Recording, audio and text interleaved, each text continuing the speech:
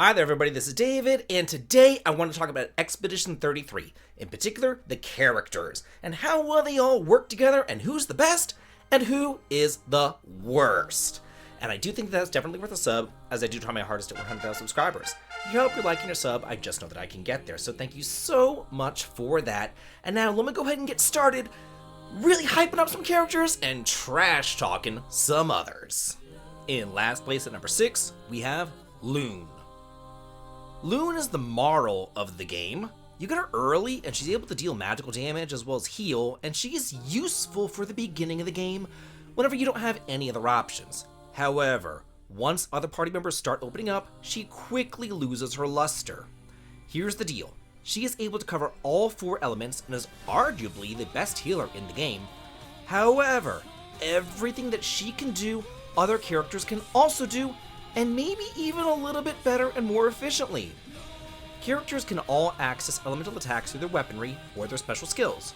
Both Skeel and Monaco can group heal, and Mael can burn with the best of them, leaving just about the only unique thing for Loon to do is just to slow the enemy, which is kinda crummy and definitely not a reason to put her in the party. Add to that the fact that her unique stain ability is one of the hardest ones to manage, and our fragile little mage will probably get benched once you're able to, but hey, you can at least look on the bright side. I mean, at least she's cute. Number 5, Gustav. Personally, I like our hero, but his problem really lies with his availability. I won't be spoiling anything here, but let's just say, it's limited, and that really hamstrings his usability.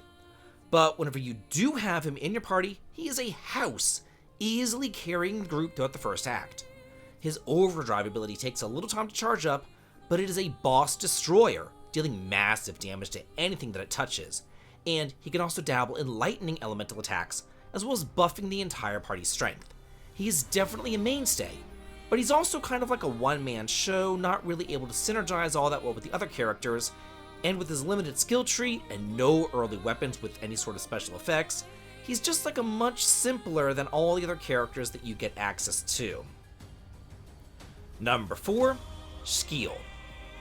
The second that you get this little ninja bitch, you're going to want to bench little Loon and never look back.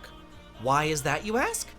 Well, not only can she attack twice with the Card Weaver, but she takes over the healing role with her harvest skills, allowing her to have a pretty reliable and capable group healing move. Not only that, but her Sun and Moon skills are just so much easier to keep track of than the Stain skills. And yeah, while Loon can slow an enemy, Skeel can actually delay their turn entirely, canceling it out. Her moves hit multiple times and you'll deal devastating damage, especially if you have a bunch of foretell applied. And to Gild the Lily, she is the best buff in the entire game that gives the entire party powerful shell and rush, increasing their strength, defense, and speed. I mean, can you really get any better than that? I guess you can with number 3, Verso. Verso is pretty much a direct upgrade to Gustav with pretty much all of his abilities, except that instead of overdrive, he has perfection, which he's able to build up greatly, increasing his power over the course of the battle. He retains the ability to mark enemies, weakening them, while also still being able to apply the powerful buff to your party members. But rather than dabbling in lightning-based attacks, Verso really specializes in light-based attacks, which a lot of enemies are weak to, greatly increasing his versatility. Not only that, he has the amazing Blitz move, which allows him to attack twice, just like Skeel. Then there's the paradigm shift that he has in order to generate more AP, and a ton of his abilities scale based upon his speed, so he's going to be attacking all the time. I love all of his multi-hitting attacks and area of effect moves that are able to clear up mobs, because Verso is definitely versatile. Number 2, who's a little bit more versatile, is Monaco. I love this big guy. In fact, I kind of love blue mages and RPGs in general. As long as you just put a little modicum of effort into them, they become ridiculously powerful, and Monaco is no exception. If you're wondering how you're going to hit elements if Loon is on the bench, well, he is your answer because he can do everything, including healing your entire party better than Loon. Pretty much right off the bat, he gets a group healing ability that also applies regeneration. What more could you possibly want? Then, just about every single one of his skills hits elemental weaknesses, including the light and the dark elements. And he has an ability that can deal damage through shields, which is just invaluable during the harder boss fights. The guy is built like a brick shithouse, not to mention he's funny as hell during all the campfire scenes. I love this little monster.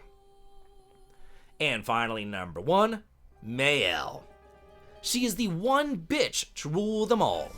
And in true JRPG fashion, she's the youngest. So of course, she's the most powerful. I mean, duh, that's the way it always is in these games. Mayel is our true DPS queen, dealing 200% more damage when she's in Virtuoso mode, which is super easy to get with that weapon that you get in the arena.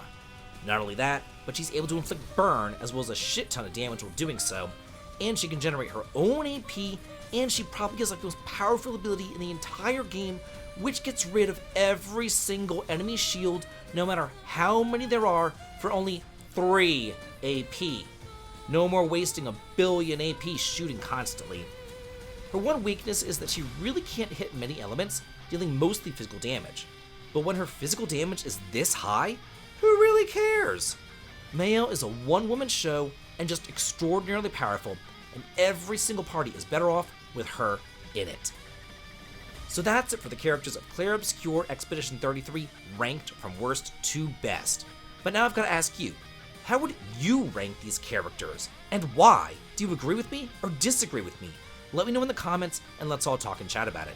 And if you like this video, here's some other videos that I really do think that you'll thoroughly enjoy, so please do be sure to check them out. And as always, have a good day.